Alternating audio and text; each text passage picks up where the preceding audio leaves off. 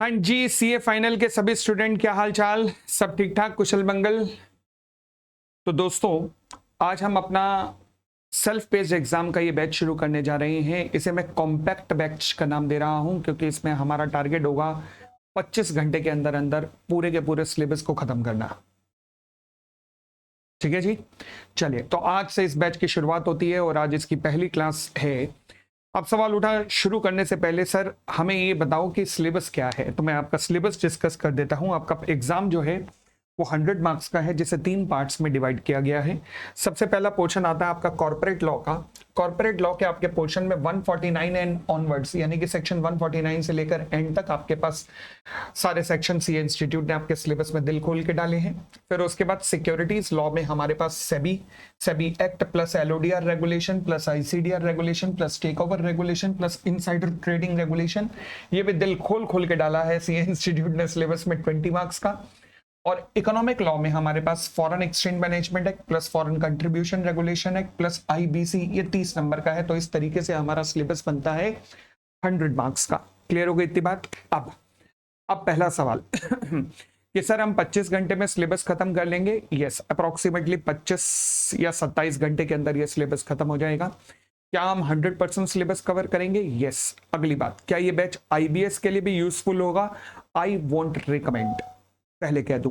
IBS के लिए अगर आपको करना है तो आपको कॉन्सेप्चुअल बैच करना चाहिए जो इन डेप्थ पढ़ाया गया है। क्यों? क्योंकि यहां पर घुस घुस के कॉन्सेप्ट नहीं होंगे, यहां पर ऊपर ऊपर से इस लाइक कॉन्सेप्ट कराया जाएगा कि सेट ए के एग्जाम में तो मैं कॉलर ऊपर ले करके गारंटी ले सकता हूं कि आपका क्लियर होगा अगर आप ये सारी क्लासेस कर गए तो। बट आईबीएस का लेवल बहुत हाई है, क्योंकि मैं इंस्टीट्यूट के बोर्ड ऑफ स्टडीज के कुछ ऐसे ग्रुप्स में हूं जहां वहां केस स्टडीज बन रही है आईबीएस की, और जिस लेवल की केस स्टडी वो बन रही है बहुत मजेदार है। तो उसी हिसाब से मैंने डिजाइन किया है कॉन्सेप्चुअल बैच। कॉन्सेप्चुअल बैच जो है वो सेट ए तो करवाता ही है, क्योंकि जिन बच्चों ने कॉन्सेप्चुअल बैच लिया है और जो सेट ए का एग्जाम दे रहे हैं, दे आर गेटिंग 82, 85, 88 ऐसे मार्क्स ले रहे हैं वो। क्यों? क्योंकि वो उसमें इस तरीके से पढ़ाया गया और उनका आईबीएस भी ऑन द स्पॉट क्लियर हो रहा है, तो उनको आईबीएस भी दोबारा देखने की जरूरत नहीं पड़ेगी। आईबीएस में 30 नंबर का कॉर्पोरेट एंड इकोनॉमिक लॉ है, यही जो आप पढ़ रहे हैं 30 नंबर का आईबीएस में, जो हाई परसेंटेज है, सबसे हाई परसेंटेज है उसकी। तो चलिए जी, अगर आपको कभी भी लगे अपनी डेट ऑफ परचेज से 1 हफ्ते के अंदर अंदर अगर आपको कभी भी लगे कि आप कॉन्सेप्चुअल बैच में शिफ्ट होना चाहते हैं, आप हो सकते हैं, कोई दिक्कत नहीं है, ये आपकी इच्छा पे डिपेंड करेगा। 1 हफ्ते का मैं टाइम दूंगा। चलिए, फिलहाल आज हम शुरू करने जा रहे हैं कॉर्पोरेट लॉ का पोर्शन। कॉर्पोरेट लॉ में आज हम 149 से ही शुरू करने जा रहे हैं और हमारे इस चैप्टर का नाम है 149 से लेकर 205 तक जो सेक्शन है हमारे पास, उनमें चैप्टर का नाम है डायरेक्टर्स। अच्छा, डायरेक्टर के चैप्टर को ना मैं बेसिकली 3 चैप्टर में, 3 अलग अलग छोटे छोटे चैप्टर्स में मैंने डिवाइड किया हुआ है। मैंने क्या मतलब, इंस्टीट्यूट ने डिवाइड किया हुआ है। एक है 149 से लेकर 172, इसे हम नाम देते हैं अपॉइंटमेंट ऑफ डायरेक्टर। फिर है 173 से 193, इसे हम नाम देते हैं बोर्ड मीटिंग का। और एक है 196 से 205 तक, इसे हम नाम देते हैं मैनेजरियल रेम्युनरेशन का। ये जो आप देख रहे हैं, ये आपको कॉम्पैक्ट बैच के साथ में ये वाली बुक पीडीएफ में मिलेगी, और जिन्होंने फिजिकल कॉपी ऑप्ट की है उनको फिजिकल कॉपीज भी मिलेगी। इसके अलावा जब आज की क्लास खत्म होगी तो मैं आपको जितनी क्लास आज हम डिस्कस करेंगे उसके लिए 3 या 4 पेज का एक समरी नोट दूंगा। ये total summary note approximately 100 page के बनने चाहिए जब ये सिलेबस खत्म होगा तब तक। और उन 100 पेज की समरी में मैं कह सकता हूं कि सारी गंगा समाई होगी, मतलब सब कुछ उस कमंडल में होगा जो आपको बस एंड टाइम पे एक बार रिकॉल करना है। केवल एक बार एंड टाइम पर रिकॉल करना है, उसके अंदर सब कुछ समाया होगा। ठीक है जी। तो वो समरी नोट आप, मगर वो समरी नोट, खाली समरी नोट ऐसे कोई पढ़ना शुरू करे तो उसे समझ नहीं आएगा जब तक वो ये वाली क्लासेस फॉर सेट है या फिर कॉन्सेप्चुअल क्लासेस ना उसने गो थ्रू की हो। चलिए, फिलहाल सेक्शन 149 से लेकर 172 तक जितने भी सेक्शन हैं उनमें जब भी रूल्स यूज होंगे तो उन रूल्स का नाम होगा appointment and qualification of the directors rules. पूछ सकता है एमसीक्यू पर्पस से, ध्यान रखना एमसीक्यू बेस्ड एग्जाम है। उसके बाद जितने भी रूल्स यहां पर दिए हुए हैं बोर्ड मीटिंग के चैप्टर में, उनका नाम है meeting of the board and its powers rules 2014।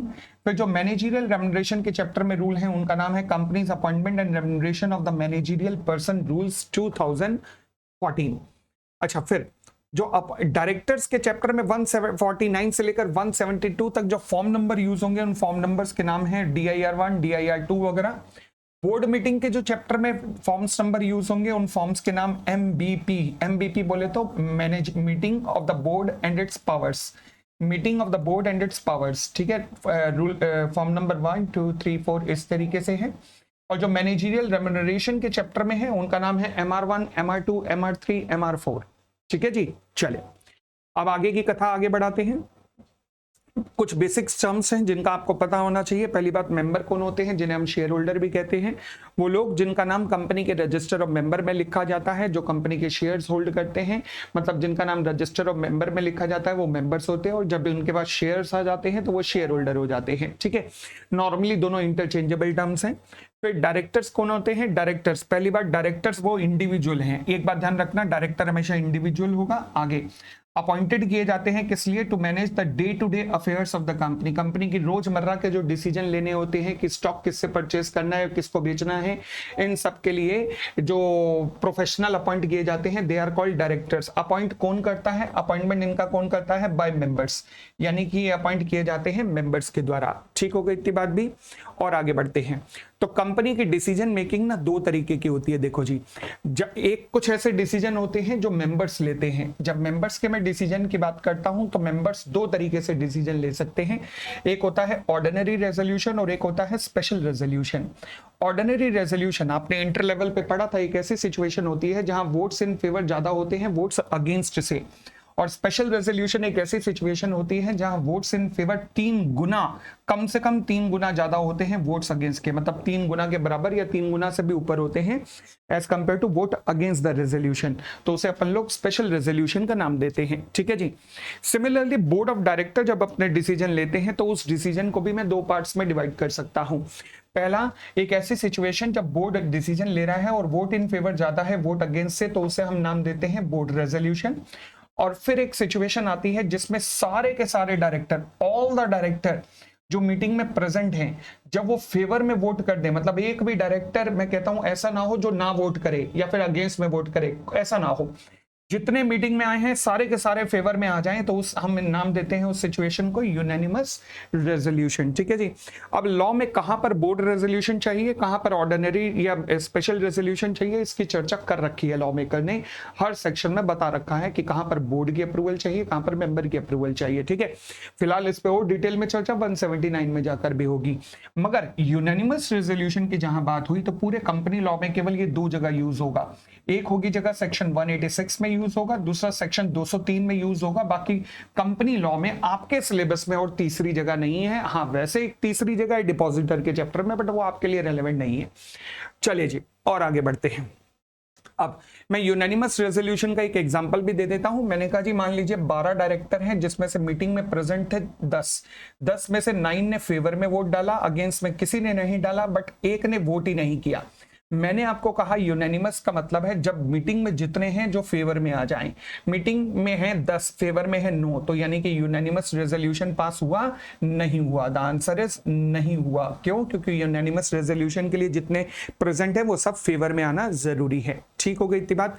आगे फिर मैंने कहा जी डायरेक्टर्स कौन होते हैं, तो डायरेक्टर्स हमने कहा जी डायरेक्टर वो व्यक्ति है जिसे कंपनी के बोर्ड ऑफ डायरेक्टर पे अपॉइंट किया जाता है, तो यानी कि हर वो व्यक्ति जो कंपनी के बोर्ड ऑफ डायरेक्टर पे होता है वो कंपनी का डायरेक्टर कहलाता है। उसके बाद अब हम अगली डेफिनेशन पे आते हैं। डायरेक्टर के बाद मेरी अगली डेफिनेशन जो एमसीक्यू में एवरी नाउ एंड देन सवाल पूछा जाएगा, पक्की बात है। मैनेजिंग डायरेक्टर क्या होता है, तो मैनेजिंग डायरेक्टर का मतलब है डायरेक्टर। पहली बात, मैनेजिंग डायरेक्टर मींस डायरेक्टर, यानी कि मैनेजिंग डायरेक्टर बनने के लिए डायरेक्टर होना जरूरी है, और ये वो व्यक्ति है जिसके पास substantial power of the management होगी। देखो ये कीवर्ड्स है, ध्यान रखना, substantial power of the management होगी। उसे ये सब्सटेंशियल पावर ऑफ मैनेजमेंट कहां से मिलती है, या तो कंपनी के आर्टिकल से मिली होगी, या किसी एग्रीमेंट के द्वारा मिली होगी, या किसी रेजोल्यूशन के द्वारा मिली होगी। वो रेजोल्यूशन जो बोर्ड ऑफ डायरेक्टर्स या मेंबर्स ने पास करके इसे इतनी पावर दी होगी। तो एमडी के पास पूछा जाएगा एमसीक्यूज में कौन सी पावर होती है, सब्सटेंशियल पावर ऑफ मैनेजमेंट होती है। कहां से मिलती है, आर्टिकल से, एग्रीमेंट से, या रेजोल्यूशन ऑफ द मेंबर या बोर्ड से, ठीक है जी।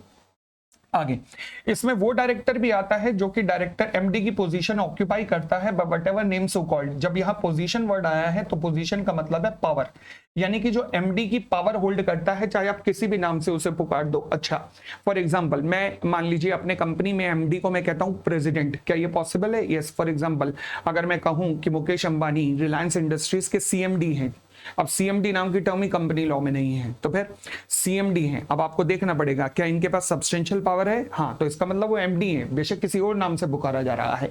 तो यानी कि किसी बंदे को अगर मैं प्रेसिडेंट कह रहा हूं, बंदे को मैं प्रेसिडेंट कह रहा हूं, बंदे को मैं मान लीजिए किसी और नाम से सीएमडी नाम से पुकार रहा हूं, मान लीजिए मैं सीईओ के नाम से उसे पुकार रहा हूं। अब इनसे ये ऐसी टर्म्स हैं जिनका मतलब नहीं है कंपनी लॉ में, मगर फैंसी नाम है, आपने फैंसी नाम रखा। हमें पीछे देखना है कि उसके पास पावर क्या है। अगर उसके पास सब्सटेंशियल पावर है तो इसका मतलब वो एमडी है, चाहे बेशक उसे किसी और नाम से पुकारा जा रहा हो। ठीक है जी। अब सवाल उठा ले देकर sir substantial power of management क्या होती है? लॉ मेकर ने नहीं लिखा सब्सटेंशियल पावर ऑफ मैनेजमेंट क्या होती है, हाँ ये जरूर लिखा कि सब्सटेंशियल पावर में क्या नहीं आता। तो लॉ कहता है जी substantial power of the management में एक्सक्लूड किया जाएगा एडमिनिस्ट्रेटिव पावर। एडमिनिस्ट्रेटिव पावर बोले तो for example bill of exchange को ड्रॉ करना, शेयर सर्टिफिकेट को साइन करना, कॉमन सील को लगाना, ये सब एडमिनिस्ट्रेटिव नेचर की पावर है, they are not substantial power. तो सब्सटेंशियल पावर क्या होती है? लॉ कहता है भाई हम नहीं बता रहे, तो या आपको खुद मैनेजमेंट की पावर देखनी है, कॉमन सेंस लगानी है, मगर ये एडमिनिस्ट्रेटिव पावर सब्सटेंशियल पावर नहीं होंगी, लॉ मेकर कहता है। ओ अच्छा, चलो जी खैर। अगली टर्म मेरे पास आती है मैनेजर नाम की। मैनेजर क्या होता है? मैनेजर एक इंडिविजुअल है। मैनेजिंग डायरेक्टर से कंपेयर करते जाना। Managing director means a director, यानी कि एमडी बनने के लिए डायरेक्टर बनना जरूरी है, बट मैनेजर बनने के लिए इंडिविजुअल होना जरूरी है, यानी कि आप डायरेक्टर हो या ना हो इससे कोई परवाह नहीं होती, यानी कि बिना डायरेक्टर बने आप कंपनी के मैनेजर बन सकते हैं। हाँ, फिर जो किसको, अब यहां कीवर्ड देखिएगा जो एमसीक्यू में पूछे जा सकते हैं, जो control plus direction of the board of director के कंट्रोल या डायरेक्शन में काम करता है ये बंदा, और इसके पास एमडी के पास कौन सी पावर है? Substantial power of the management, but इसके पास कौन सी पावर है? मैनेजमेंट ऑफ होल और substantially the whole of the affairs of the company, यानी कि इसके पास या तो होल या substantially of the whole of the affairs of the company की पावर है इस बंदे के पास, मैनेजर के।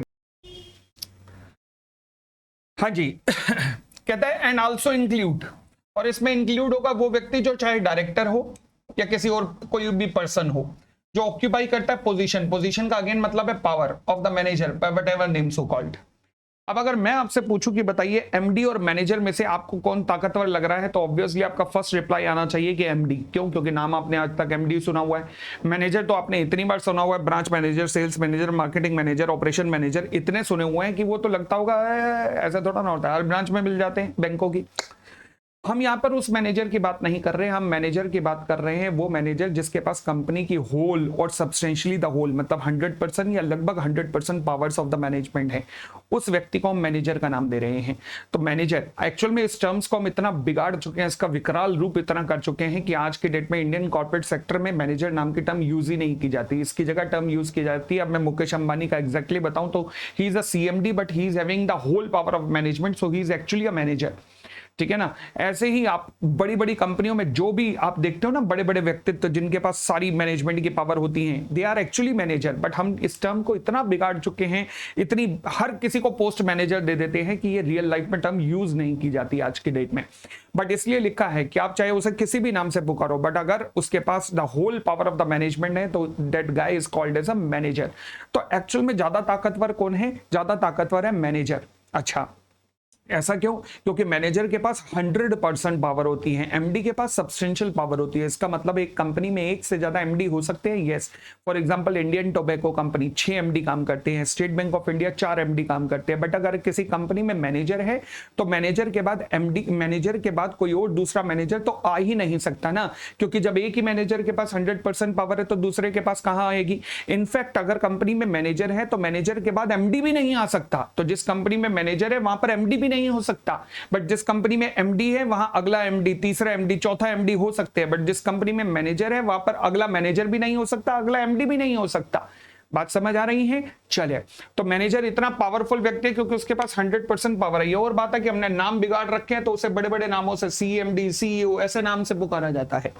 फिर उसके बाद मेरे पास टर्म आती है होल टाइम डायरेक्टर। अगर धीरे धीरे पढ़े तो पता लगता है पूरे समय का डायरेक्टर जो सुबह से शाम तक कंपनी में रहता है। इसे हम एक और नाम से पुकार सकते हैं, उसका नाम है एग्जीक्यूटिव डायरेक्टर के नाम से भी इसे हम पुकार सकते हैं। तो इसे हम एग्जीक्यूटिव डायरेक्टर भी, ईडी भी कहते हैं, ठीक है जी। फिर ये नॉर्मली कंपनी के एम्प्लॉय माने जाते हैं। अगली बात फिर है चीफ एग्जीक्यूटिव ऑफिसर। अब एक्चुअल में सीईओ की कोई डेफिनेशन है ही नहीं। कहता सीईओ वो व्यक्ति है जिसे डेजिग्नेट कर दिया जाएगा एज अ सीईओ, मतलब जिस व्यक्ति को भी आप सीईओ कह दोगे वो सीईओ है। अब मैंने आपको एमडी की डेफिनेशन में भी बताया था कि आप एमडी को सीईओ भी कह सकते हो। मैंने मैनेजर में भी कहा कि आप मैनेजर को सीईओ भी कह सकते हो। तो अगर सवाल उठा कोई व्यक्ति सीईओ है तो फिर वो एमडी है या मैनेजर है। अब आपको ये देखना पड़ेगा कि अगर कोई व्यक्ति सीईओ है तो आपको ये देखना पड़ेगा कि क्या वो डायरेक्टर है या फिर अगर डायरेक्टर नहीं है, मतलब अगर वो डायरेक्टर नहीं है और वो सीईओ है तो इसका मतलब वो मैनेजर है, क्योंकि मैनेजर डायरेक्टर हो भी सकता है या नहीं भी हो सकता, बट मैनेजिंग डायरेक्टर बनने के लिए तो डायरेक्टर होना जरूरी है। तो अगर कोई डायरेक्टर नहीं है तो इसका मतलब वो मैनेजर है, बट अगर वो डायरेक्टर है तो अब आपको देखना पड़ेगा कि उसके पास पावर कौन सी है। अगर उसके पास एमडी की पावर है, मतलब सब्सटेंशियल पावर ऑफ मैनेजमेंट है, तो इसका मतलब वो क्या है, एमडी है। बट उसके पास अगर होल पावर ऑफ मैनेजमेंट है तो इसका मतलब वो मैनेजर है, ठीक है।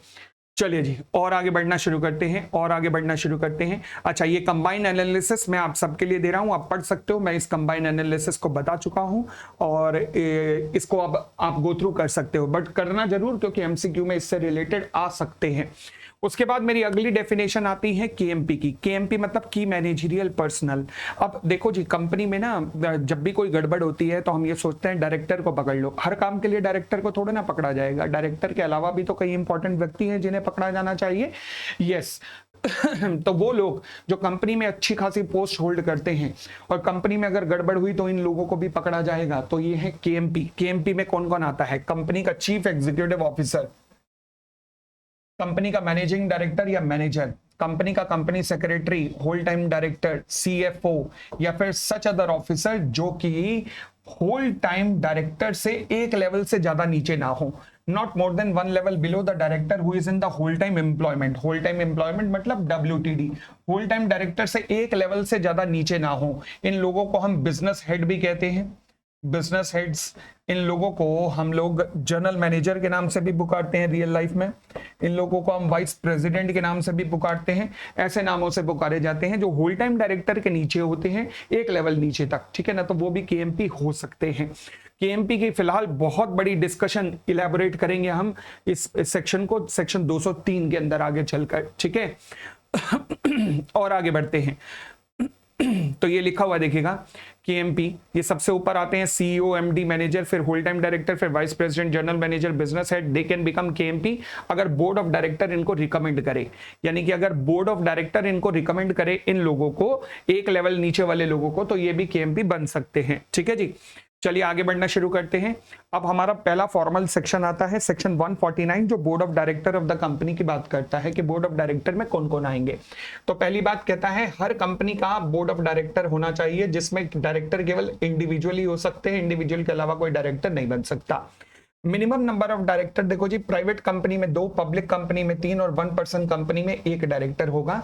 मैक्सिमम डायरेक्टर की अगर मैं बात करूं तो मैक्सिमम डायरेक्टर किसी भी कंपनी में 15 हो सकते हैं, बट दिस 15 वाला concept is not applicable to the government company और सेक्शन 8 कंपनी, यानी कि गवर्नमेंट कंपनी और सेक्शन 8 कंपनी में जितने मर्जी डायरेक्टर रखो, I am not at all concern, ठीक है जी।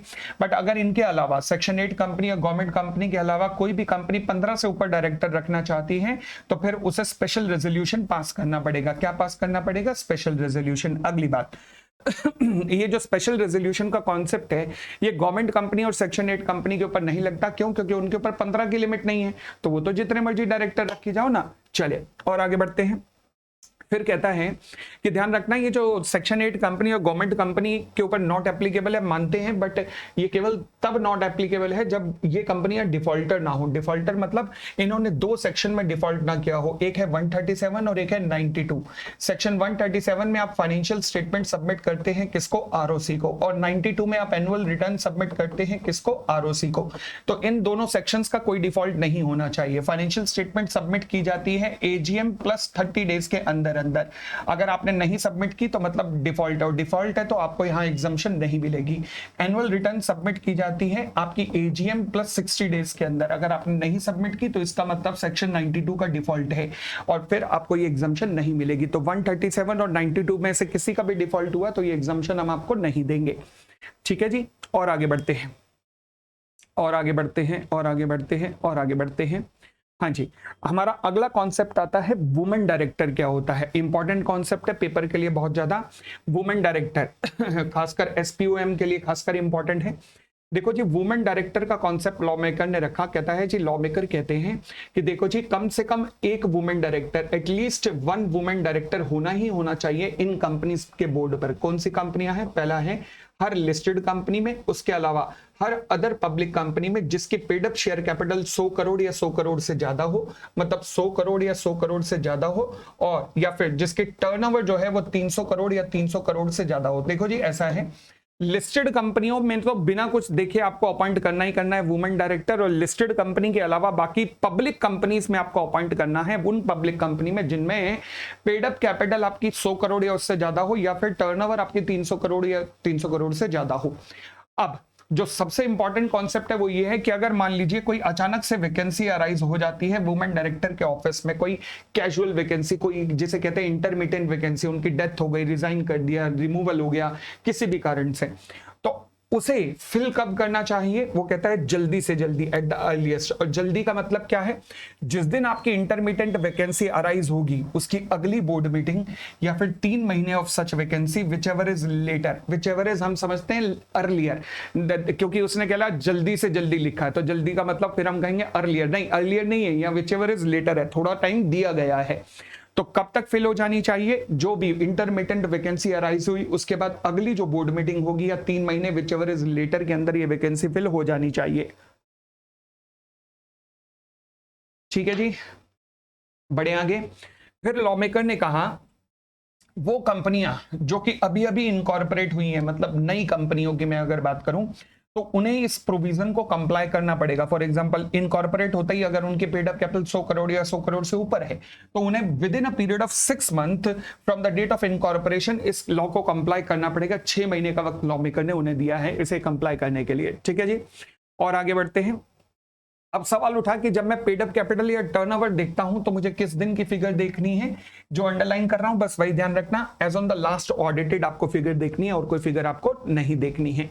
चलिए, फिर हम आते हैं अगले कॉन्सेप्ट पे। सवाल उठा रेजिडेंट डायरेक्टर क्या होते हैं। अच्छा, ये सर जो बीच में सवाल आ रहे हैं ये हमें करने चाहिए। हाँ बिल्कुल करने हैं भैया, आपने ये जितने एनालिसिस हैं ये सब कॉन्सेप्चुअल बैच के अंदर तो सारे A to Z सब मैंने ही डिस्कस किए हुए हैं, बट आपने करने हैं, आपको कहीं इशू नहीं आएगा। इशू आएगा तो मैं बैठा हूं। मैं इनफैक्ट अभी क्वेरी सेशन ही अनाउंस कर रहा हूं आज सबके लिए। आप सब एक टेलीग्राम ग्रुप पे मेरे साथ हैं, आप सब मेरे साथ टेलीग्राम ग्रुप पे हैं, और मैं आपका डेली बेसिस पे क्वेरी सेशन 1 घंटे का ऑर्गेनाइज कर रहा हूं, जहां पे आपको कोई क्वेरी आए, कभी भी क्वेरी आए, आप उस पे मेरे से क्वेरी पूछ सकते हो। मैं इनफैक्ट उस टेलीग्राम का लिंक भी अभी नीचे दे दूंगा, यही क्लास के नीचे दे दूंगा इसी में, ठीक है?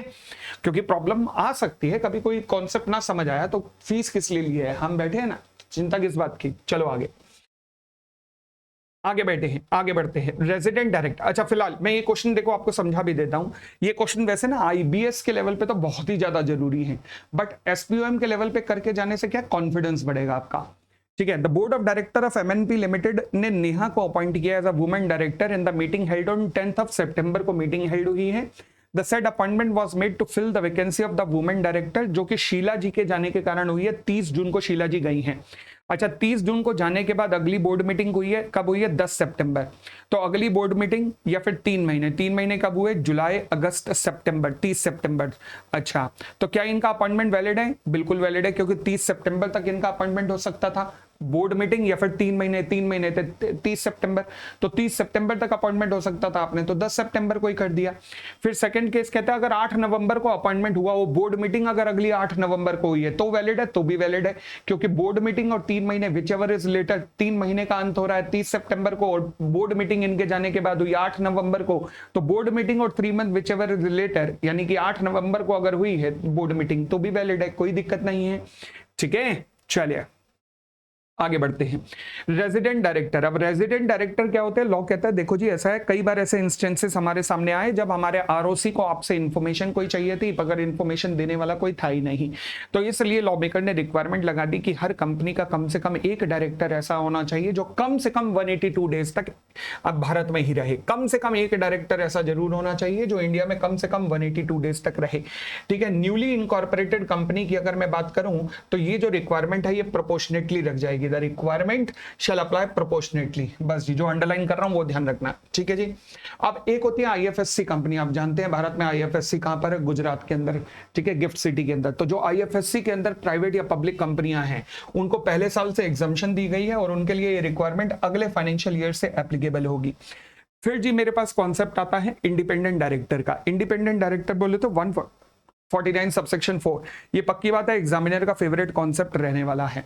149 सबसेक्शन 4, सबसे पहले बात इंडिपेंडेंट डायरेक्टर क्यों रखा गया? एक ऐसा डायरेक्टर की कल्पना की गई जो बोर्ड ऑफ डायरेक्टर से इंडिपेंडेंट हो ताकि कॉर्पोरेट गवर्नेंस यानी कि टॉप लेवल पे डिसीजन मेकिंग ट्रांसपेरेंट रहे, पारदर्शी रहे, कहीं डायरेक्टर्स के फेवर में ना रहे, स्टेक होल्डर के फेवर्स में रहे। तो इसलिए कॉन्सेप्ट लाया गया इंडिपेंडेंट डायरेक्टर का।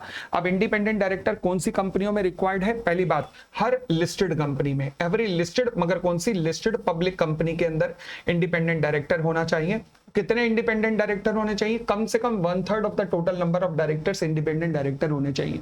कम से कम 1/3 of the total number of director वहां पे क्या होने चाहिए? इंडिपेंडेंट डायरेक्टर होने चाहिए। उसके बाद number of independent director other than listed company की बात करूं, अदर पब्लिक कंपनी में, मतलब लिस्टेड कंपनी हटा दो, लिस्टेड भी कौन सी थी? लिस्टेड पब्लिक कंपनियां। फिर उसके अलावा बाकी बची पब्लिक कंपनियों में इंडिपेंडेंट डायरेक्टर कितने हो सकते हैं? कम से कम 2। लिस्टेड में कम से कम 1/3 और अदर पब्लिक कंपनियों में कम से कम 2, ध्यान रखना। परंतु कब, कौन सी कंपनियों में, कौन सी पब्लिक कंपनियों में? जिनके पेड अप कैपिटल 10 करोड़ या 10 करोड़ से ज्यादा और टर्नओवर 100 करोड़ या 100 करोड़ से ज्यादा और आउटस्टैंडिंग लोन या डिबेंचर डिपॉजिट्स 50 करोड़ से ज्यादा। यहां 50 करोड़ नहीं है, ध्यान रखना, 50 करोड़ या 50 करोड़ से ज्यादा नहीं, यहां लिखा 50 करोड़ से ज्यादा। ठीक है, अब यह लॉ मेकर की बेवकूफी और क्या। फिलहाल ये कब देखनी है? ये एज पर ये सारी फिगर कब देखनी है? लेटेस्ट ऑडिटेड फाइनेंशियल स्टेटमेंट के अकॉर्डिंग देखनी है ये फिगर्स। ठीक है जी। उसके बाद इंडिपेंडेंट डायरेक्टर की रिक्वायरमेंट 4 तरीके की कंपनीज में बिल्कुल नहीं है। अगर आप जॉइंट वेंचर कंपनी है या किसी कंपनी की आप होली ओन सब्सिडरी कंपनी है या आप डोरमेंट कंपनी है या फिर आप आईएफएससी पब्लिक कंपनी है। What about IFSC private company? भाई ऊपर लिखा तो है लिस्टेड पब्लिक कंपनी में लगेगा कॉन्सेप्ट या अदर पब्लिक कंपनी में। प्राइवेट कंपनी पे कॉन्सेप्ट ही नहीं लग रहा तो आईएफएससी प्राइवेट कंपनी पे कैसे लगेगा? फिलहाल आप डोरमेंट कंपनी पे कॉन्सेप्ट नहीं लगेगा, आईएफएससी पब्लिक कंपनी पे नहीं लगेगा, होली ओन सब्सिडरी और जॉइंट वेंचर कंपनी पे नहीं लगेगा। अगर मैं बात करूं डोरमेंट कंपनी की, तो डोरमेंट कंपनी वो कंपनी है जो आज के डेट में बिजनेस नहीं कर रही बट जो फ्यूचर में करेंगे। ठीक है, आगे प्रोवाइडेड डेट, अगर कोई भी इंटरमिटेंट वैकेंसी अराइज हुई, बिल्कुल सेम एज वुमेन डायरेक्टर की तरह है, कोई भी इंटरमिटेंट वैकेंसी अराइज होती है तो उसे कैसे फिल किया जाएगा? सेम एज वुमेन डायरेक्टर का कॉन्सेप्ट है। आगे बढ़ते हैं। अगर मान लीजिए कोई कंपनी कोई कंपनी अगर मान लीजिए जो इस रूल में कवर हो रही है, ये रूल कौन सा है? रूल नंबर 4, ये जो है ना हमारा ये जो है ये रूल नंबर 4 है। अगर कोई, और ये क्या है? ये लॉ का पार्ट है, ये सेक्शन 149 सबसेक्शन 4 का पार्ट है, ये रूल नंबर 4 है। अब लॉ कहता है कि अगर मान लीजिए कोई कंपनी ऐसी है जो रूल नंबर 4 में कवर हो रही है और उस कंपनी को ऑडिट कमेटी का एक सेक्शन है सेक्शन 177 और ऑडिट कमेटी का सेक्शन कहता है कि वहां पर भी ऑडिट कमेटी के अंदर भी इंडिपेंडेंट डायरेक्टर अपॉइंट करने पड़ते हैं आपको। और ऑडिट कमेटी का सेक्शन कहता है कि आपके जितने भी ऑडिट कमेटी में हमारे डायरेक्टर होंगे उसका कम से कम 50% जो है वो इंडिपेंडेंट रहने चाहिए। देखिए यहां लिखा हुआ है कि हमारा सेक्शन 177 कहता है audit committee shell consist of minimum 3 director, independent director majority होंगे। इंडिपेंडेंट डायरेक्टर क्या होंगे? मेजॉरिटी में। अब एक समस्या समझिएगा, मैंने कहा जी ए लिमिटेड एक अनलिस्टेड पब्लिक कंपनी है जिसकी पेड अप कैपिटल 15 करोड़ है, तो यानी कि रूल नंबर 4 में कवर हो गई, इंडिपेंडेंट डायरेक्टर अपॉइंट होंगे। अब रूल नंबर 4 के अनुसार इसके इंडिपेंडेंट डायरेक्टर कितने रहने चाहिए? कम से कम 2। अच्छा, टोटल डायरेक्टर है 12 और ऑडिट कमेटी में है 7। अब ऑडिट कमेटी में अगर 7 हैं तो 177 लगा दूं अगर मैं, तो 7 का मेजॉरिटी मतलब 4 इंडिपेंडेंट डायरेक्टर की रिक्वायरमेंट है कंपनी को। परंतु रूल नंबर 4 में कितना लिखा है? 2। अब ऑडिट कमेटी में 4 चाहिए, ऑडिट कमेटी में, और रूल नंबर 4 के अनुसार चाहिए 2। तो फिर अब अगर ऑडिट कमेटी में रिक्वायरमेंट ज्यादा है तो फिर आपको ज्यादा इंडिपेंडेंट डायरेक्टर ही लगेंगे। तो यहां पे 4 इंडिपेंडेंट डायरेक्टर लगेंगे, वही लिखा है वहां पर रूल नंबर 4 में। ठीक है, और आगे बढ़िएगा। फिर कहता है कि अगर मान लीजिए ये जो रूल नंबर 4 की रिक्वायरमेंट है, paid up capital, turnover, outstanding loan deposits वगैरह, अगर ये लगातार 3 साल तक अगर ये फुलफिल नहीं कर पाते हो, तीनों की तीनों रिक्वायरमेंट अगर लगातार 3 साल तक कंपनी पूरी नहीं कर पाती है, तो कंपनी को फिर इंडिपेंडेंट डायरेक्टर अपॉइंट करने की जरूरत नहीं पड़ेगी। अगर लगातार 3 साल तक, मतलब एक बार रिक्वायरमेंट लग गई, फॉर एग्जाम्पल 16-17 में जैसे ही आपने 120 करोड़ की टर्नओवर अचीव की होगी, तो 17-18 के अंदर आपने इंडिपेंडेंट डायरेक्टर को अपॉइंट कर दिया होगा, क्योंकि 16-17 के ऑडिटेड फिगर का जैसे ही पता लगा होगा, आपने 17-18 में इंडिपेंडेंट डायरेक्टर अपॉइंट कर दिया, क्योंकि टर्नओवर 120 करोड़ थी। अब 17-18 के अंदर देखो तीनों फैक्टर पूरे नहीं हो रहे, 18-19 में तीनों फैक्टर पूरे नहीं हो रहे, 19-20 में तीनों फैक्टर पूरे नहीं हो रहे, यानी कि कंपनी 2021 के अंदर इंडिपेंडेंट डायरेक्टर की रिक्वायरमेंट खत्म कर सकती है, हटा सकती है। अब हमें इंडिपेंडेंट डायरेक्टर नहीं चाहिए। ठीक हो गई इतनी बात भी, और आगे बढ़ते हैं। Next point, appointment of the independent director. अब सवाल उठा, मैंने कहा जी इंडिपेंडेंट डायरेक्टर मतलब जो इंडिपेंडेंट होना चाहिए, जो बोर्ड ऑफ डायरेक्टर से रिलेटेड ना हो। अब लॉ कहता है रुको रुको, हैंग ऑन, इतनी जल्दी नहीं है, अभी तो इसके लिए और भी रिक्वायरमेंट है। वो क्या? लॉ कहता है इंडिपेंडेंट डायरेक्टर ऐसा होगा जो कि 149 सबसेक्शन 6 की रिक्वायरमेंट को पूरा करेगा। अच्छा जी, इसमें क्या क्या रिक्वायरमेंट है? तो 149 सबसेक्शन 6 के अंदर क्या क्या रिक्वायरमेंट है इंडिपेंडेंट डायरेक्टर की?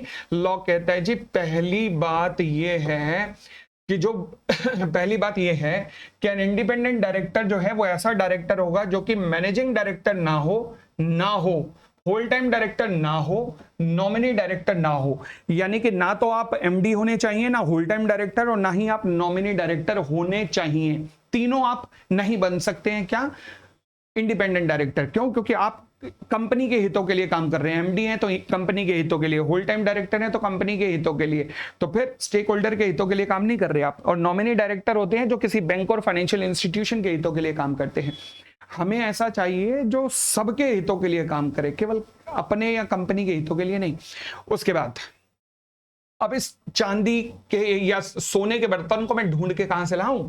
लॉ कहता है जो ये वाले क्राइटेरिया पूरी करेगा, पहला जो in the opinion of the board ईमानदार होगा और रेलेवेंट एक्सपर्टाइज एंड एक्सपीरियंस भी होल्ड करेगा। मतलब जो बोर्ड के ओपिनियन में ईमानदार होगा और एक्सपर्टाइज और एक्सपीरियंस भी होल्ड करेगा। अब ये जो वर्ड बोर्ड है, board of director, government company के केस में इस वर्ड को पढ़ा जाना चाहिए जो मिनिस्ट्री और department of the central government या स्टेट गवर्नमेंट की नजर में इंटीग्रिटी या फिर रेलेवेंट एक्सपीरियंस या एक्सपर्टाइज होल्ड करेगा। ठीक है, तो बोर्ड रिप्लेस हो जाएगा मिनिस्ट्री और department of the central government और state government in case of a government company. For example अगर मैं steel authority of India limited में देखना चाहूं तो वो वहां कौन देखेगा? Concern ministry, ministry of steel की नजर में वो बंदा ईमानदार होना चाहिए। ठीक है।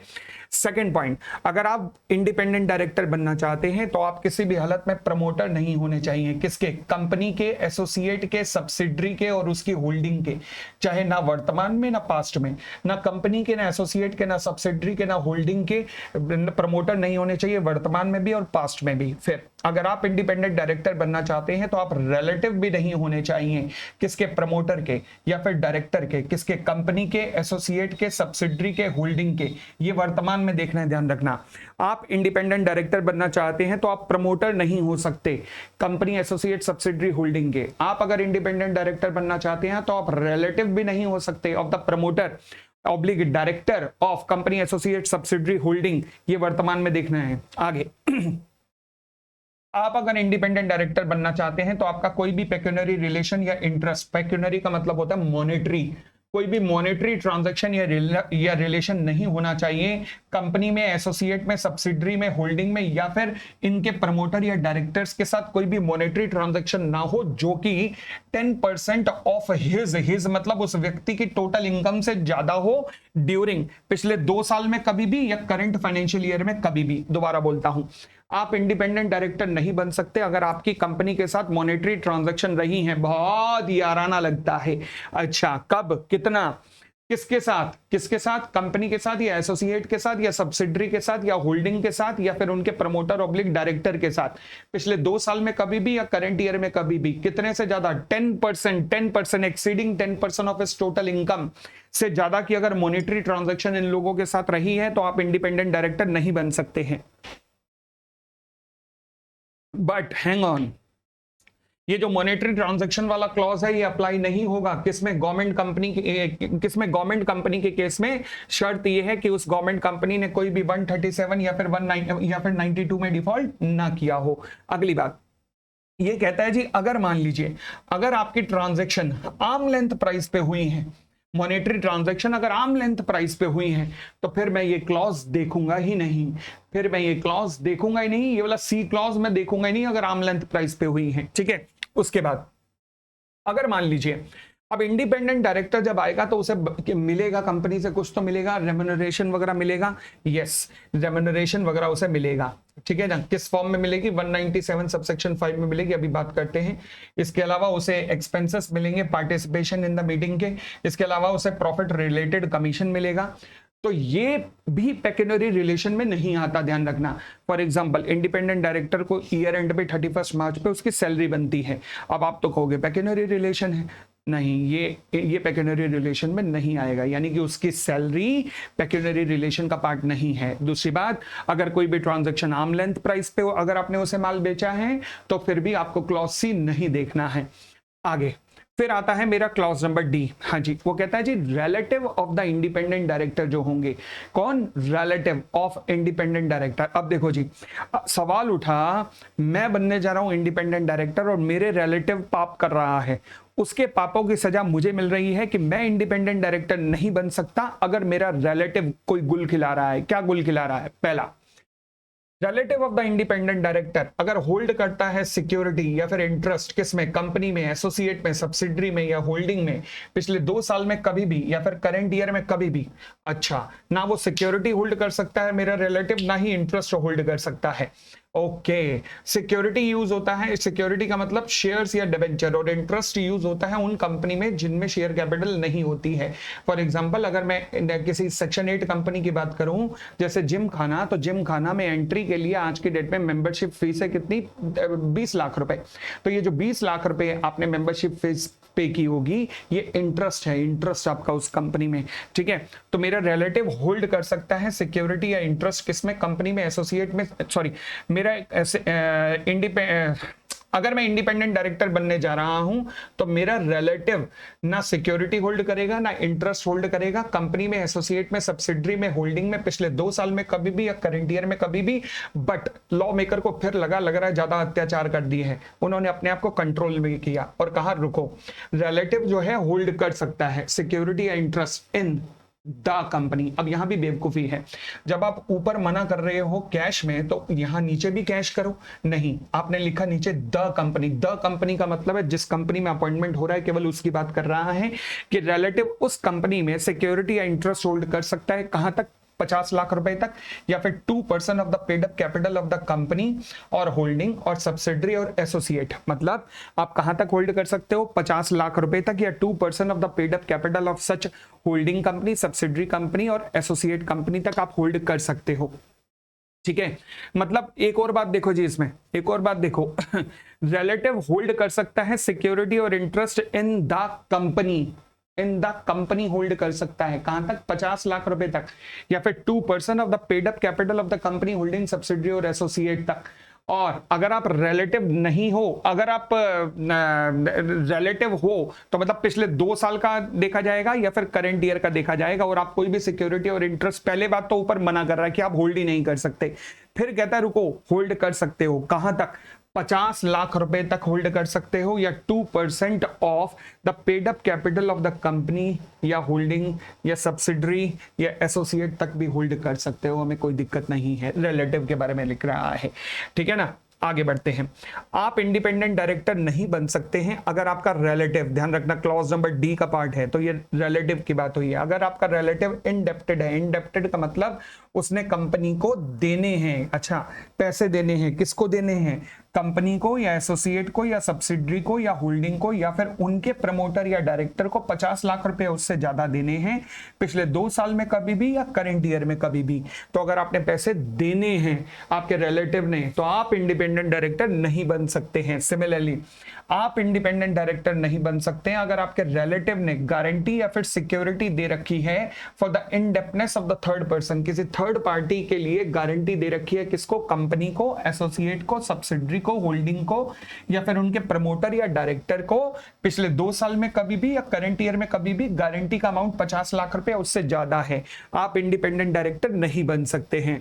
उसके अलावा अगर आप इंडिपेंडेंट डायरेक्टर नहीं बन सकते हैं अगर आपके रिलेटिव ने कोई भी पेक्यूनियरी ट्रांजैक्शन या रिलेशनशिप कर रखी है किसके साथ, कंपनी के साथ, एसोसिएट के साथ, सब्सिडरी के साथ, होल्डिंग के साथ, कितना, या तो 2% ऑफ द ग्रॉस टर्नओवर या फिर total income, 2% of gross turnover और टोटल इनकम दोनों में से जो भी सेटिस्फाई हो जाए, अगर इस लेवल की अगर मॉनेटरी ट्रांजैक्शन कर रखी हैं तो फिर आप इंडिपेंडेंट डायरेक्टर नहीं बन सकते अगर आपके रिलेटिव ने ये गुल खिला रखे हैं।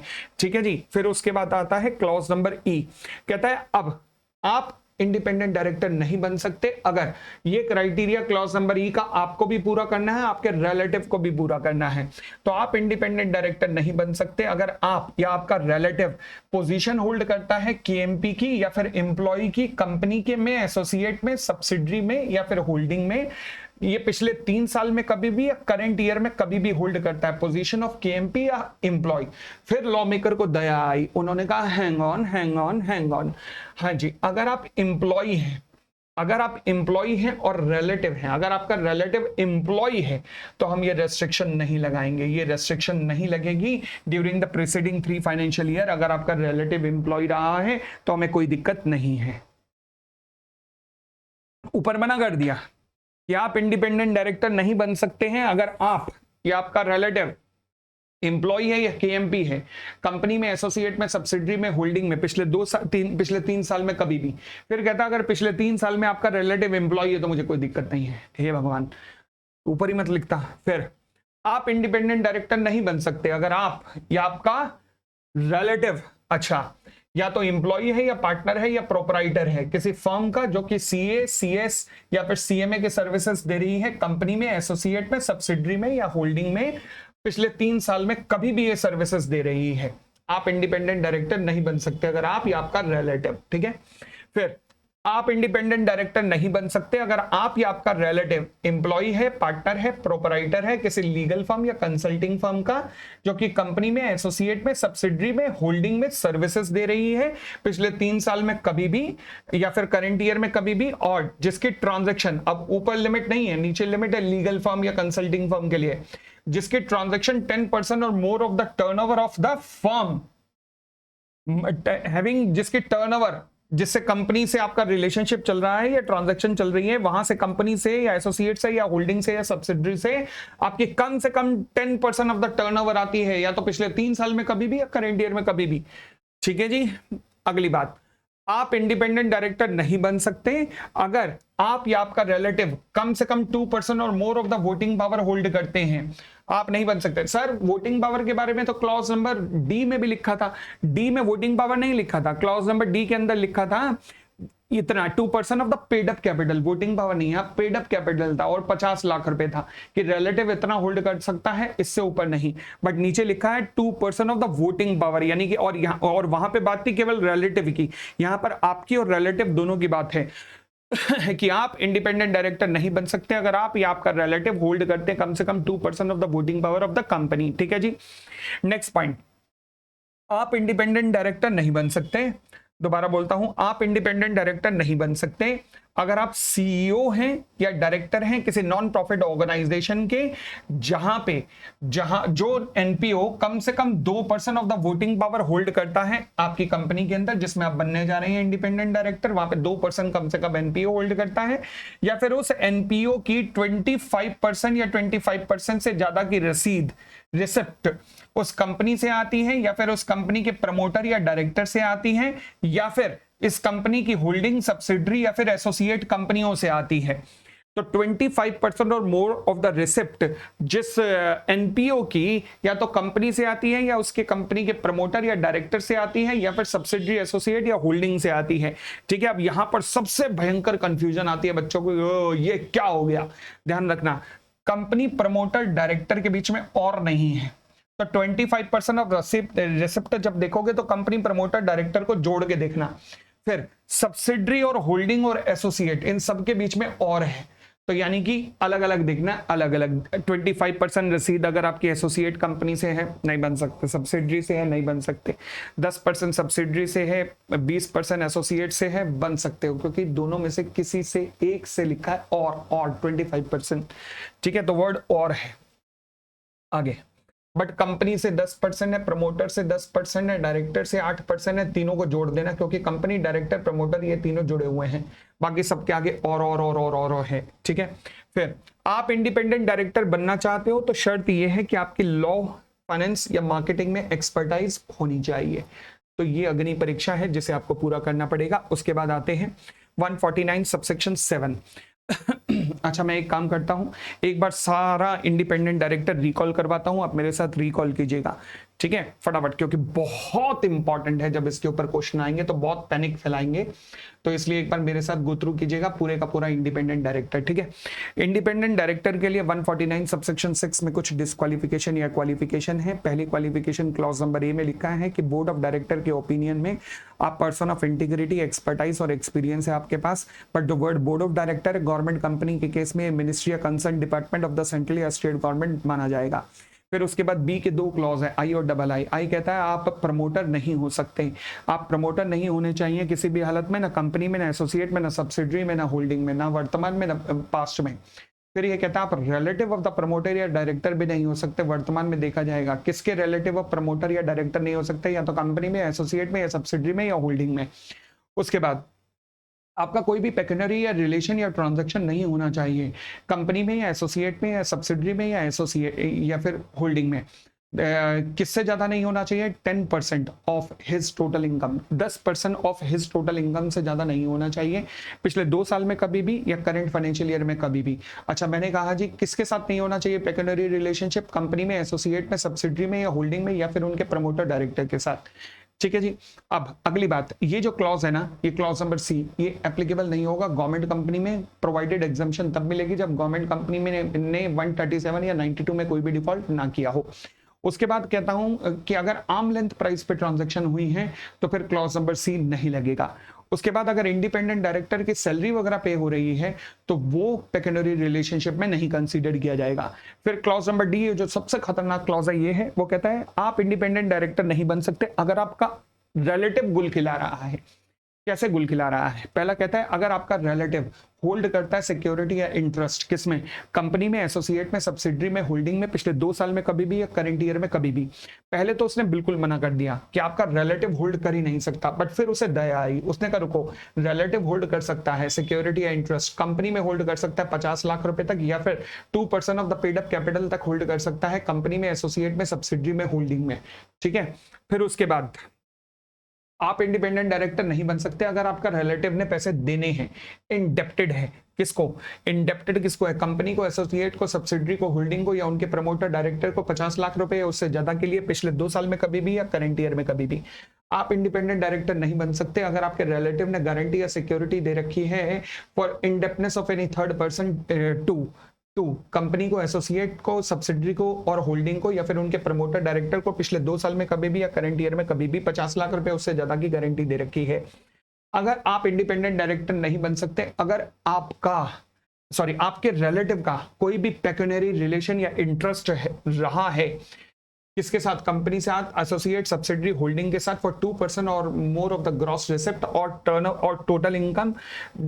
कॉम्बिनेशन में देखना है, मतलब सारे क्लॉजेस को जोड़ दो, डी के आई, डबल आई, ट्रिपल आई और आई वी सबको जोड़ के देख लो। अगर आपका कोई भी अगर इस तरीके का पेक्यूनरी रिलेशन या ट्रांजैक्शन रहा है, 2% ऑफ द ग्रॉस टर्नओवर और टोटल इनकम, ध्यान रखना टर्नओवर का 2% देखना है और टोटल इनकम, तो आप इंडिपेंडेंट डायरेक्टर नहीं बन सकते अगर आपके रिलेटिव का इस तरीके का रिलेशनशिप रहा है।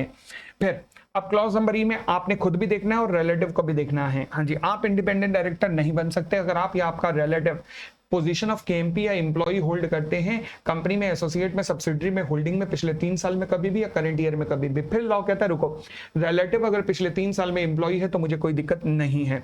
फिर आप इंडिपेंडेंट डायरेक्टर नहीं बन सकते अगर आप या आपका रिलेटिव एम्प्लॉय है, पार्टनर है, प्रोपराइटर है किसी ऑडिट फर्म, सीएस का, सीएमए का, जो कि सर्विसेज दे रही है किसी कंपनी को, एसोसिएट को, सब्सिडरी को, होल्डिंग को पिछले 3 साल में कभी भी या फिर करंट में कभी भी।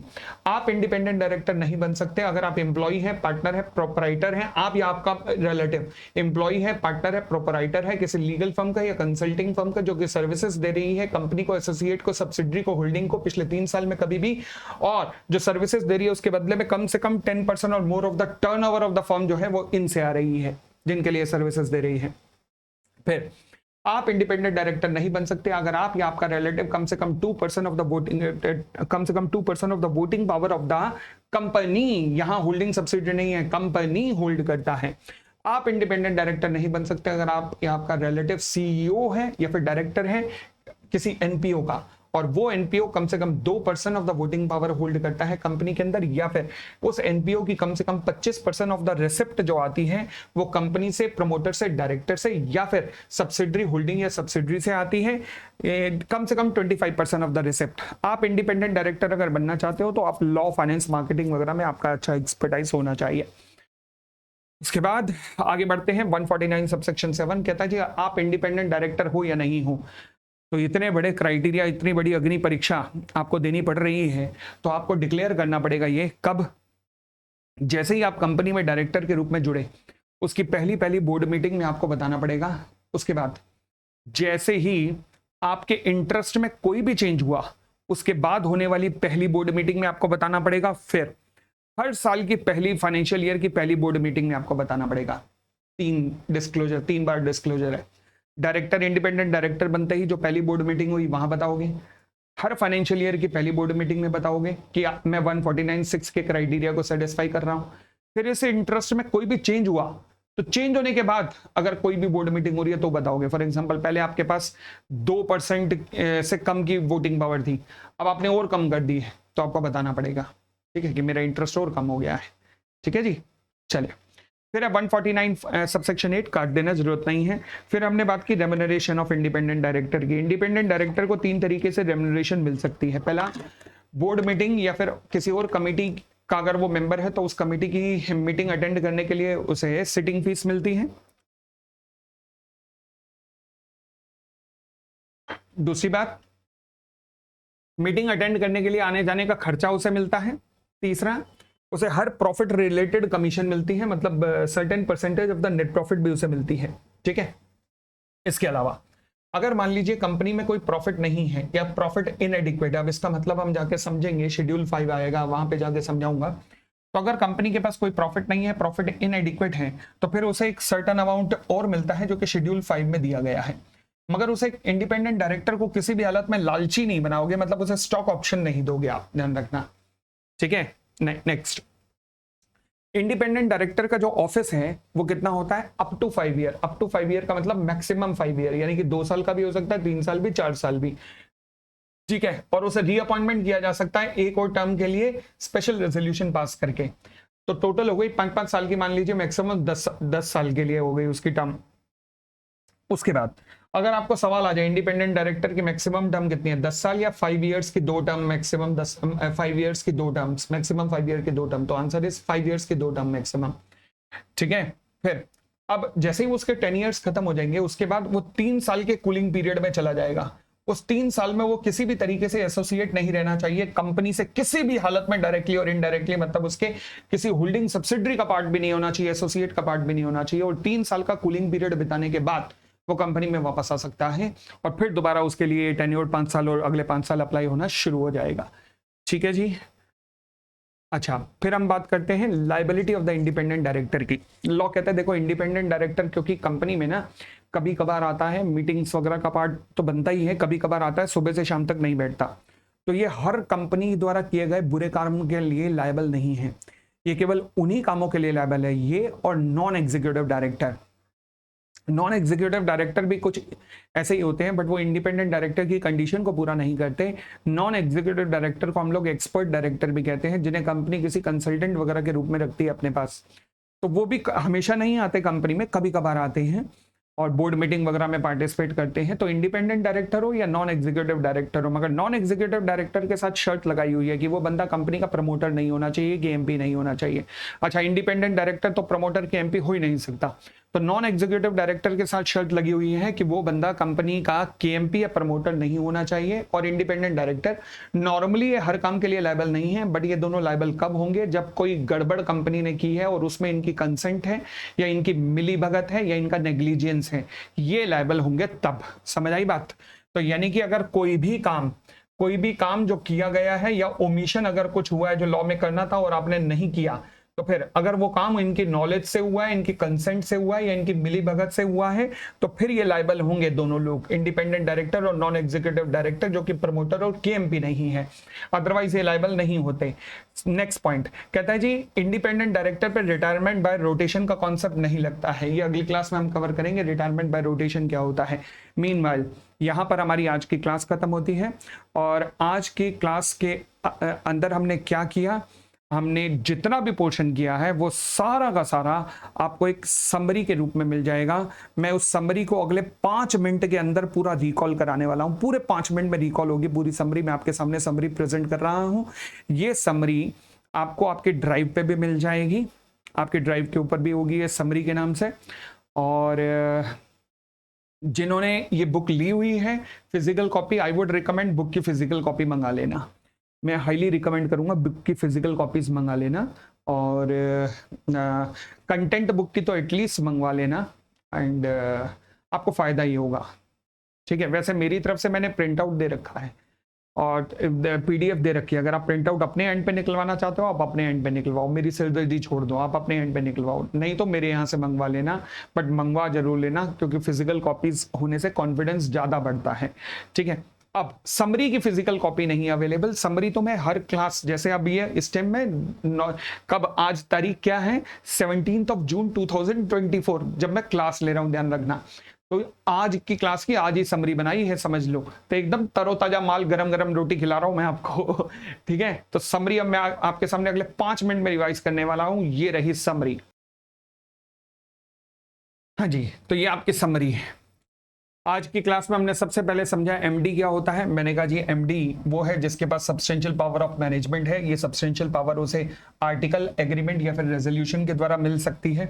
इसमें वो डायरेक्टर भी आता है जिसे किसी और नाम से पुकारा जाता हो। अब सब्सटेंशियल पावर के अंदर एडमिनिस्ट्रेटिव पावर नहीं आती, लाइक बिल ऑफ एक्सचेंज को ड्रॉ करना, शेयर सर्टिफिकेट को साइन करना या कॉमन सील को स्टैंप, कॉमन सील लगाना, ये सब्सटेंशियल पावर में नहीं आता। मैनेजर कौन होता है? ये एक इंडिविजुअल है जो कि कंट्रोल और direction of the board of director काम करता है, जिसके पास होल या substantially whole of the affairs of the company रहता है। इसमें वो डायरेक्टर या पर्सन भी आते हैं जो कि पोजीशन ऑफ मैनेजर होल्ड करते हैं। पोजीशन मतलब पावर्स होल्ड करते हैं, चाहे उन्हें किसी भी नाम से पुकारा जा सकता हो। हमने दोनों को कंपैरिजन किया, तो मैंने कहा जी एमडी के लिए डायरेक्टर होना जरूरी है, मैनेजर के लिए डायरेक्टर होना जरूरी नहीं है। एमडी के पास सब्सटेंशियल पावर होती है, मैनेजर के पास होल पावर होती है, यानी कि एमडी से ज्यादा ताकतवर मैनेजर है। तो कंपनी में एक से ज्यादा एमडी हो सकते हैं, बट एक से ज्यादा मैनेजर नहीं पॉसिबल। ठीक है, इनफैक्ट जिन कंपनी में मैनेजर है वहां एमडी भी पॉसिबल नहीं है। उसके बाद होल टाइम डायरेक्टर, मैंने कहा ये कंपनी का एम्प्लॉय है, जिसे एग्जीक्यूटिव डायरेक्टर भी कहते हैं। चीफ एग्जीक्यूटिव ऑफिसर अपने आप में कोई नहीं है, और जिसे भी आप डेजिग्नेट करेंगे वो सीईओ है, यानी कि नॉर्मली कंपनी में किसी एमडी या मैनेजर को ही सीईओ डेजिग्नेट किया जाता है। फिर ऐसे व्यक्ति भी हैं जो कि कंपनी में और इंपॉर्टेंट पोस्ट होल्ड करते हैं, उन्हें केएमपी कहते हैं। केएमपी में कौन कौन आता है? कंपनी का सीईओ, एमडी, मैनेजर या फिर company secretary, whole time director, chief executive officer, वो लोग जो कंपनी के फुल टाइम डायरेक्टर से एक लेवल ही नीचे होते हैं, अगर बोर्ड उन्हें रिकमेंड करे, और सच अदर ऑफिसर एज में भी प्रेस्क्राइब, अभी तक कोई प्रेस्क्राइब नहीं है। फिर हमने बात की 149 में कंपनी के बोर्ड ऑफ डायरेक्टर में कौन आने चाहिए। मिनिमम डायरेक्टर प्राइवेट कंपनी में 2, पब्लिक में 3, ओपीसी में 1, मैक्सिमम 15 डायरेक्टर हो सकते हैं। ये 15 वाली कंडीशन नॉट एप्लीकेबल है गवर्नमेंट या सेक्शन 8 कंपनी के लिए। बाकी कंपनियां अगर 15 से ऊपर डायरेक्टर रखना चाहती हैं तो उन्हें एसआर पास करना पड़ेगा, बट गवर्नमेंट कंपनी के लिए एसआर पास करने की भी जरूरत नहीं है, क्योंकि उनके ऊपर ये कंडीशन ही एप्लीकेबल नहीं है। गवर्नमेंट कंपनी या सेक्शन 8 कंपनी को एग्जम्पशन केवल तभी है जब वो 137 या 92 में कोई नॉन कंप्लायंस ना हुआ हो। फिर हमने कहा जी कम से कम एक वुमेन डायरेक्टर जरूर रहेगी on the board of director of following company, her listed public company में या हर उस पब्लिक कंपनी में जिसकी पेड अप कैपिटल 100 करोड़ या 100 करोड़ से ज्यादा या टर्नओवर 300 करोड़ या 300 करोड़ से ज्यादा हो। अगर कोई इंटरमीडिएट वैकेंसी या casual vacancy government women director के ऑफिस में अराइज होती है तो उसे फिल किया जाना चाहिए बिल्कुल अगली बोर्ड मीटिंग में या 3 महीने के अंदर, विचएवर इज लेटर। अच्छा, कोई भी नई कंपनी होगी तो उसे कंप्लाई करना पड़ेगा इस प्रोविजन को कितने टाइम में, 6 महीने के अंदर कंप्लाई करना पड़ेगा। पेड अप कैपिटल और टर्नओवर मुझे लेटेस्ट ऑडिटेड देखनी है। रेजिडेंट डायरेक्टर की बात करूं तो हर कंपनी के अंदर कम से कम एक डायरेक्टर ऐसा होना चाहिए जो कम से कम 182 डेज तक during the financial year India में जरूर रहे। न्यूली इनकॉर्पोरेटेड कंपनी के लिए ये रिक्वायरमेंट प्रोपोर्शनेटली अप्लाई होती है। आईएफएससी वगैरह कंपनियों के लिए ये नेक्स्ट फाइनेंशियल ईयर से एप्लीकेबल होता है रेजिडेंट डायरेक्टर का कॉन्सेप्ट। फिर हमने कहा इंडिपेंडेंट डायरेक्टर, हर लिस्टेड पब्लिक कंपनी में कम से कम 1/3 of the total number of director independent रहेंगे। इसके अलावा रूल नंबर 4 कहता है अदर पब्लिक कंपनियों की अगर बात करूं तो कम से कम 2 इंडिपेंडेंट डायरेक्टर रहेंगे। कौन सी कंपनियों में? जिनके पेड अप कैपिटल 10 करोड़ या 10 करोड़ से ज्यादा, टर्नओवर 100 करोड़ या 100 करोड़ से ज्यादा या फिर आउटस्टैंडिंग लोन या डिपॉजिट 50 करोड़ से ज्यादा है। फिर एक्सप्लेनेशन में हमने कहा कि ये सारी फिगर्स आपको कब देखनी है, लास्ट ऑडिटेड देखनी है। कुछ कंपनियां जिनमें इंडिपेंडेंट डायरेक्टर नहीं लगेगा वो है JV, wholly owned subsidiary, dormant company, IFSC public company. फिर intermediate vacancy of independent director की भी, अगर मैं इंडिपेंडेंट डायरेक्टर की भी वैकेंसी की बात करूं तो कब तक फिल हो जानी चाहिए? इमीडिएट बोर्ड मीटिंग या फिर 3 month of such vacancy whichever is later तक फिल हो जानी चाहिए। अगर मान लीजिए इंडिपेंडेंट डायरेक्टर की रिक्वायरमेंट ज्यादा है due to the concept of the audit committee, तो अगर ज्यादा रिक्वायरमेंट है तो वो ज्यादा की ही रिक्वायरमेंट एप्लीकेबल होगी। और अगर मान लीजिए रूल नंबर 4 में दी गई ये तीनों कंडीशन अगर लगातार 3 साल तक अप्लाई नहीं हुई तो फिर आप इंडिपेंडेंट डायरेक्टर को हटा सकते हो। फिर इंडिपेंडेंट डायरेक्टर की अपॉइंटमेंट से रिलेटेड कुछ क्वालिफिकेशन है। क्वालिफिकेशन क्या है कि बोर्ड ऑफ डायरेक्टर के ओपिनियन में he should be a person of integrity and expertise and experience. Board of director की जगह हम मिनिस्ट्री या concern department of central government या स्टेट गवर्नमेंट यूज करेंगे। आप इंडिपेंडेंट डायरेक्टर नहीं बन सकते अगर आप प्रमोटर हैं कंपनी के, एसोसिएट के, सब्सिडरी के, होल्डिंग के, वर्तमान या पास्ट में कभी भी।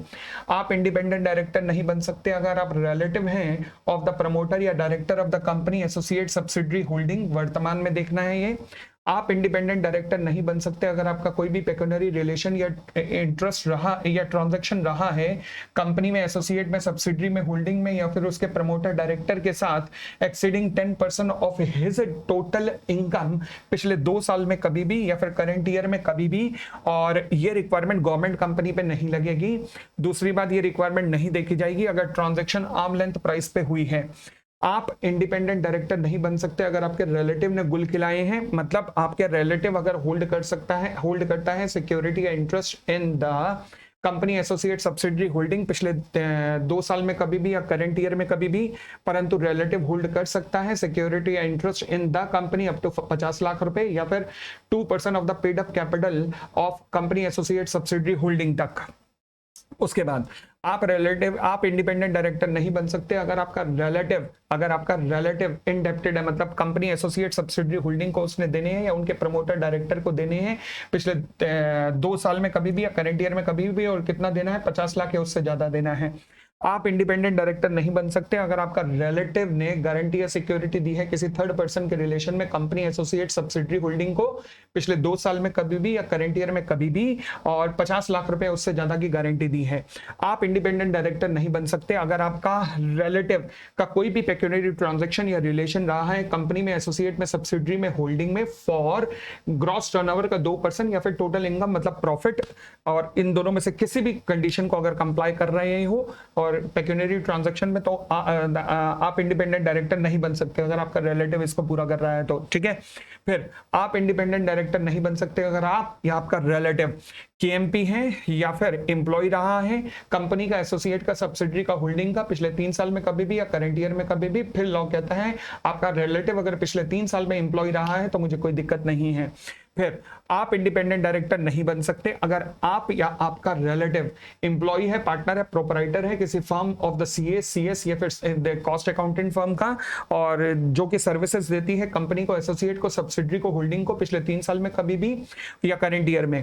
आप इंडिपेंडेंट डायरेक्टर नहीं बन सकते अगर आप या आपका रिलेटिव किसी एम्प्लॉय है, पार्टनर है, प्रोपराइटर है किसी लीगल फर्म का जो कि सर्विसेज दे रही है कंपनी को, एसोसिएट को, सब्सिडरी को, होल्डिंग को पिछले 3 साल में कभी भी या करंट ईयर में कभी भी, बट यहाँ पर टर्नओवर का भी क्राइटेरिया है जिसकी ट्रांजैक्शन इस कंपनी, एसोसिएट, सब्सिडरी या फिर होल्डिंग के साथ कम से कम 10% और मोर है इस फर्म की, लीगल या कंसल्टिंग फर्म की। ठीक है, फिर आप इंडिपेंडेंट डायरेक्टर नहीं बन सकते अगर आप या आपका रिलेटिव कम से कम 2% of the voting power hold करता है, कि यहाँ पर वर्ड कंपनी है बस। आप इंडिपेंडेंट डायरेक्टर नहीं बन सकते अगर आप या आपका रिलेटिव क्या है, सीईओ है या फिर डायरेक्टर है किसी एनपीओ का जो कम से कम 2% of the voting power company की होल्ड करता है, या जिसकी कम से कम 25% और मोर रिसिप्ट जो है वो company holding, company promoter director से या फिर और सब्सिडरी या होल्डिंग या एसोसिएट से आती है।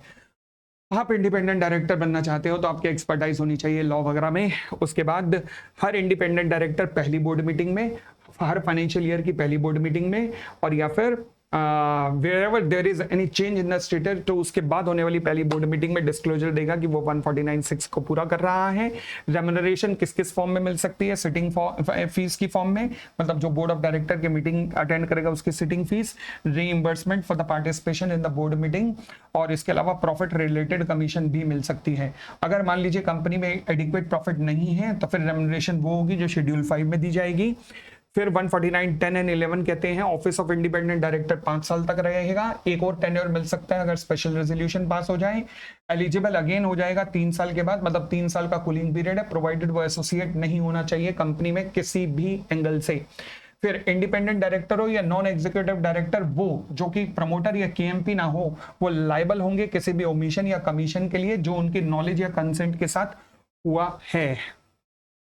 लो जी, ये आज हमारी पहली क्लास थी। बहुत बहुत धन्यवाद। आपको कैसा लगा? यूट्यूब पे भी ये क्लास है तो कमेंट जरूर दीजिएगा। धन्यवाद।